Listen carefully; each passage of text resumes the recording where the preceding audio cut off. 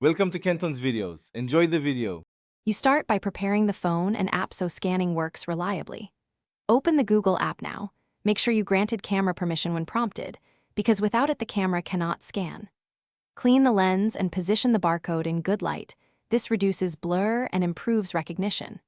Tap the camera icon labeled Search with your camera and wait a brief second for the live view to stabilize, because an unstable frame will prevent accurate detection and slow the process. Once the live view is stable, center the barcode inside the frame and hold steady for 1 to 2 seconds so Google can analyze it. You want the barcode to fill about half the screen. Too small reduces accuracy, too large can crop important edges. If autofocus struggles, tap the barcode on screen to refocus, then wait for a visual overlay or a subtle sound that confirms capture. Google uses pattern recognition to convert lines into data, so clarity and steadiness matter. After capture, Google shows the decoded result. This may be product details, a URL, or a numeric code. Tap the result to open the page, copy the text, or run a web search for more info.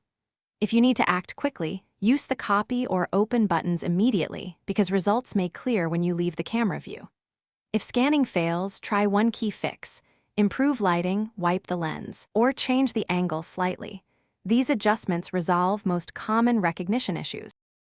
Thanks for watching. Consider subscribing if we helped you.